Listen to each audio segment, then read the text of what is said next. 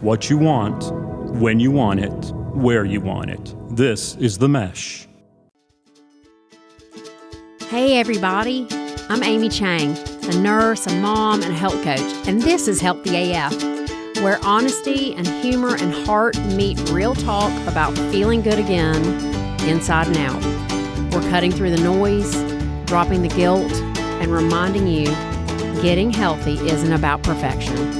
It's about choosing yourself, one loving decision at a time. Let's get into it. Hey everybody, and welcome to another episode of Healthy AF. I think this is our last episode in January talking about community and connection. My name is Amy Chang, and I'm a health coach here with Healthy Life Health and Wellness Coaching.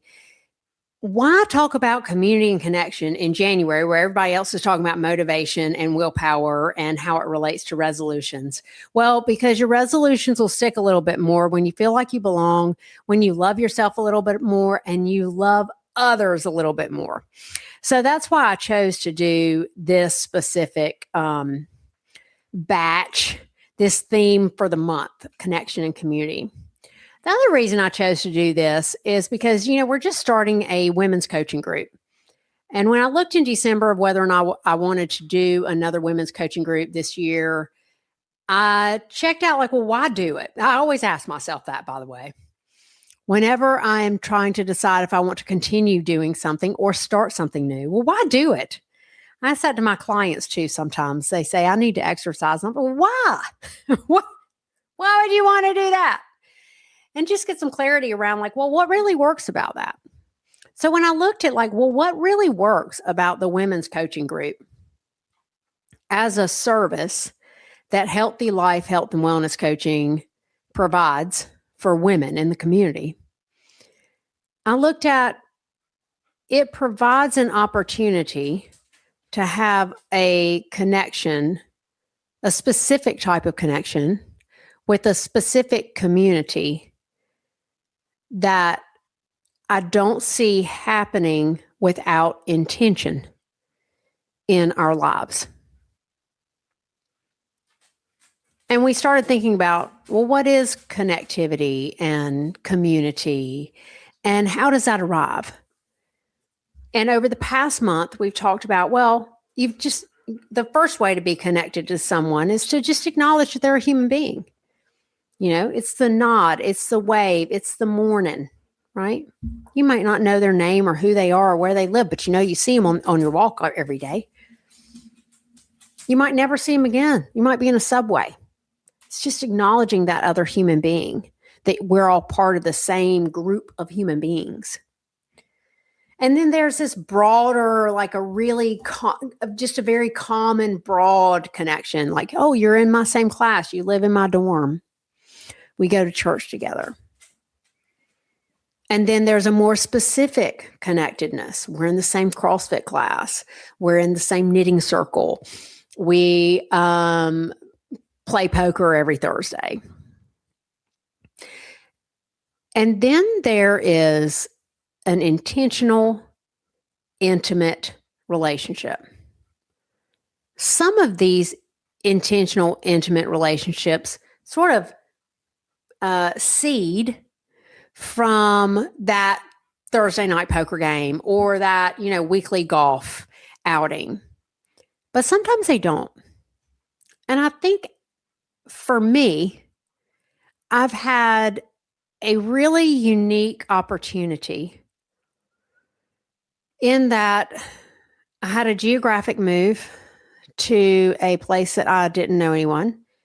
I had an opportunity to become single again. And I had an opportunity to be an empty nester. So many of my built-in communities were gone.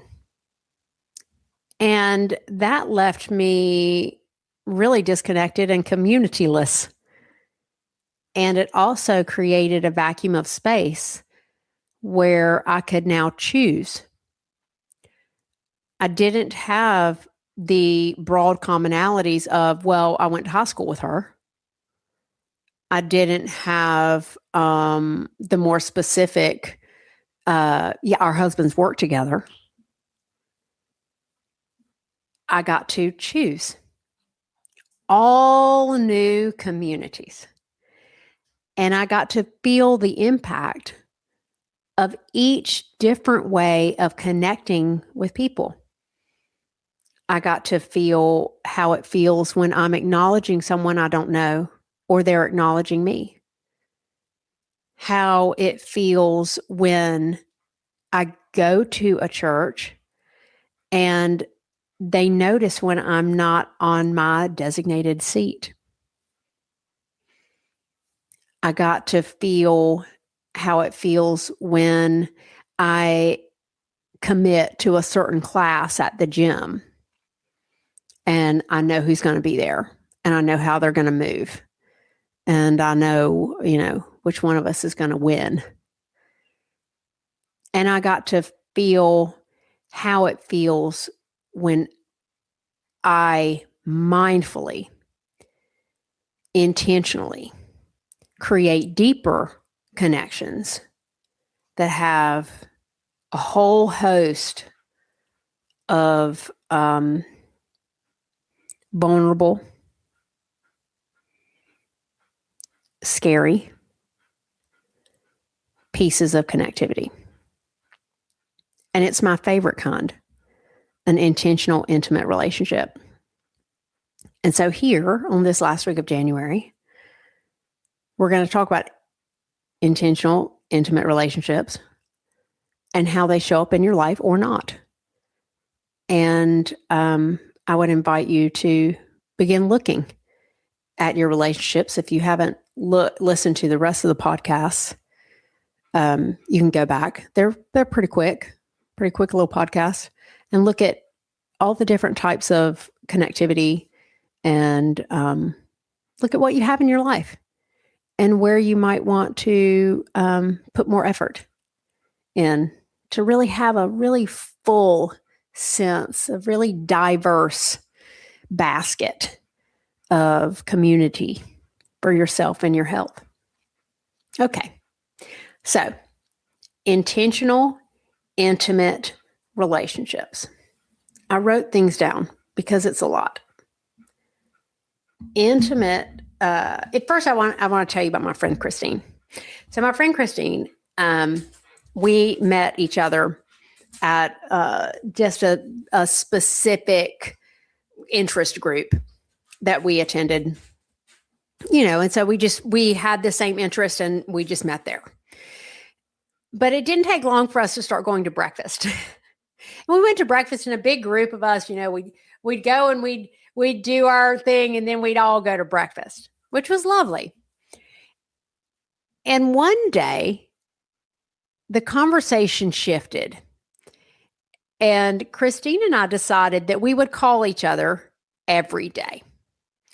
Really, because I had a hole in my community and she had a hole in her community, a need that was not being filled in our current sets of community. And that hole was, when I'm having a bad day, I don't know who to call. When you have different communities, like, well, I go to church with her, but we're not talking about, hey, I'm having a really bad day and I don't want to get out of bed. We're not having those conversations. Then who do you call? Who do you call when, you're all by yourself in your house? And how do you meet that need? How do you take responsibility for meeting that need for yourself? So Christine and I decided that since she had a hole where, like, if it's a bad day, I don't really feel comfortable and I'm not practiced at calling anyone, and I had a hole that was similar, that we were going to call each other every day. And we were very intentional about these calls. And this is what we did. We agreed that every day we would call each other. And if we did not want to pick up, we did not have to pick up. If the person didn't pick up, we were not going to make up a story about, like, I'm bothering them, or I shouldn't have called, or she's mad at me, or any of those stories. If we wanted to leave a voicemail, we would leave a voicemail. If we wanted to call back later, we would call back later. But if we didn't want to leave a voicemail, we wouldn't. And if we didn't want to return the call, we wouldn't. The practice that was a very intentional practice for both of us was learn to pick up the phone every day to that one person, to intentionally build an intimate relationship so that when the bad days hit, the phone doesn't feel so heavy. And we've done that. We've done that for 2 years now. And we have created this very intentional, very intimate relationship between the two of us. Now, I don't see her that often. She lives about 35 minutes from me or so. And every quarter, we put something on the calendar so that we can grab a breakfast or have a massage or in some way be in each other's presence. But the relationship we've developed has been a very intentional relationship. Now, I want to tell you about these calls because that's part of an intentional, intimate relationship. The calls are not about, hey, what are you doing today? What are you making for dinner? What are you getting at Walmart? The calls are about, how are you today? What's in your workday that you're really excited about? What's in your workday that you're dreading? What's the mental load for you right now? How are the holidays really? What's got you stuck? What are you totally celebrating because it's awesome and I need to celebrate with you? Those were the conversations we had. And inside those conversations lies a few things that are so important to these intentional, intimate relationships. These are the relationships and the conversations inside these relationships that grow us and that grow us together inside that relationship. These conversations had accountability. They weren't just for venting, although some of them have been. They weren't just for to-do lists, although some of them have been. They were for, you sound really resentful right now. What's going on? They had accountability. They also had a lot of grace. I don't think a conversation goes by inside that relationship where one of us doesn't say to the other one of us, you're doing the best you can and it'll work out. That's a really important component of this very vulnerable, authentic relationship. We also practice detaching with love. There have been plenty of times that I have gotten this one area of my life that just won't budge.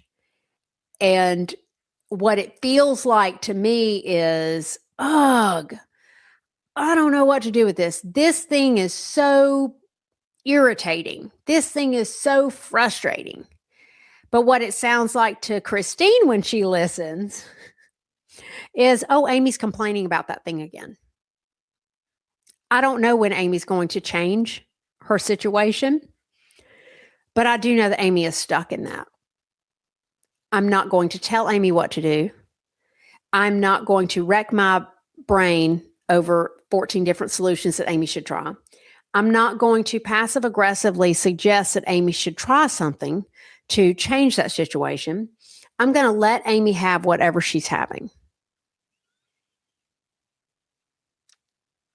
Now, how many conversations in your day do you have with a person who is detached from whether or not you solve whatever problem you've complained about for the 14th time? And they love you, even if you're going to complain about it for the 15th and 16th time? that's a relationship that can truly have the spaciousness in it for you to grow, especially when you throw a little accountability in there. These conversations that we have inside this relationship are inspiring and inspired. I can't tell you how many days one of us walks away and says, wow, thank you for that conversation. I needed to have a good cry. Or thank you for that conversation. I'd kind of gotten into victim mode and I needed an invitation to get out of there. Inspired and inspiring. And do you know that that's who you are? Yeah, you. I'm talking to you. You are inspired and inspiring. And that happens a lot more in these intentional, intimate conversations and relationships and communities than it does in like the we go to church and I see you on Sunday and I know where you sit communities. The other big core that I find in these intentional, intimate relationships is that they're built on trust and safety. You know what? And I'm going to throw in some clarity there too. Because with intentionality, clarity is a prerequisite. If you're intentionally creating something, typically, I would think you have some clarity around why you're creating it, what you want, how you want it to function, what you think the outcome is going to be. You might not know what the outcome is going to be, but what you think the outcome is going to be. This is a different type of community. And we likely don't have that many connections in our life that are this kind of community bond, this kind of belonging. I bring this up because I think before I had all my opportunities for growth, all my transitions into reset, I didn't know I was missing this, and I didn't have it in my life. And I would bet the farm that there are several of you who are busy. I won't say self-absorbed because I think that might hurt your feelings. But I'll say very attached to the to-do list. I know I have been. Or attached to the stress, or attached to the worry or the anxiety, attached to productivity, getting everything done just right.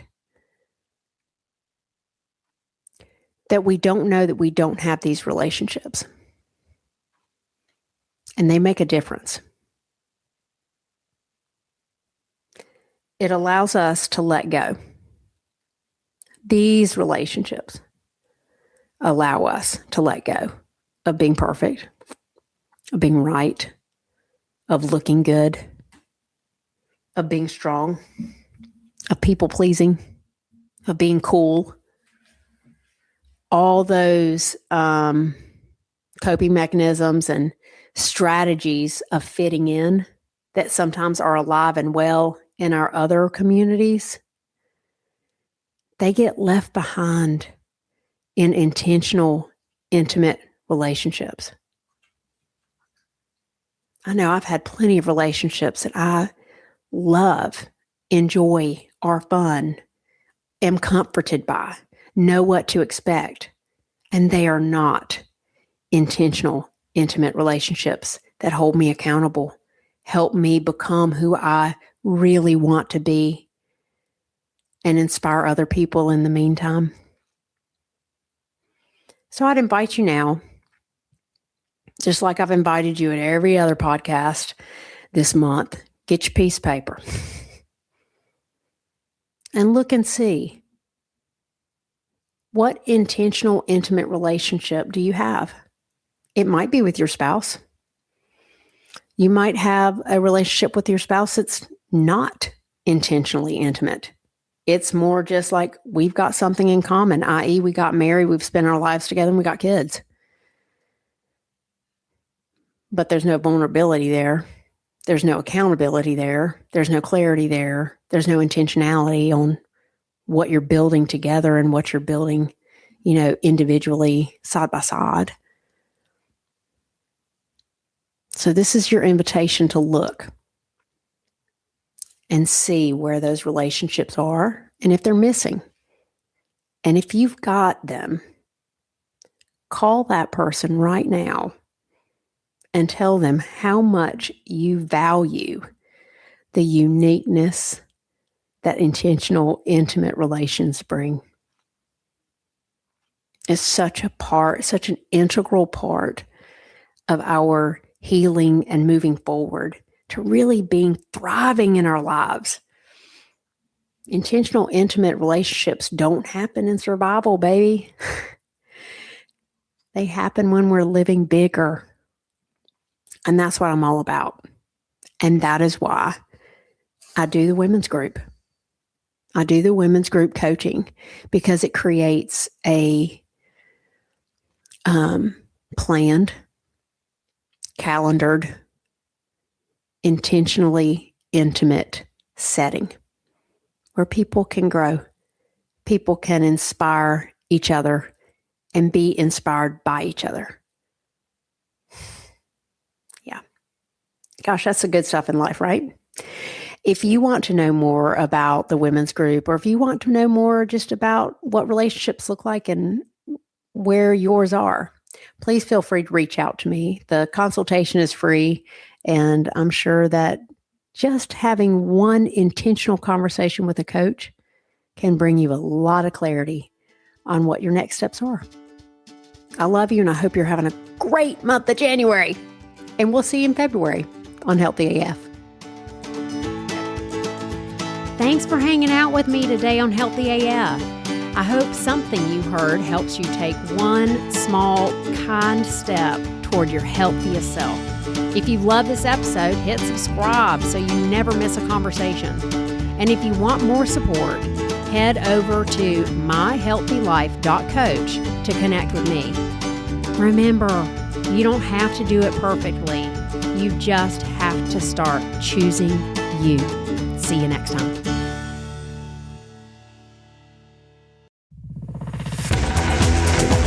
You've been listening to The Mesh, an online media network of shows and programs ranging from business to arts, sports to entertainment, music to community.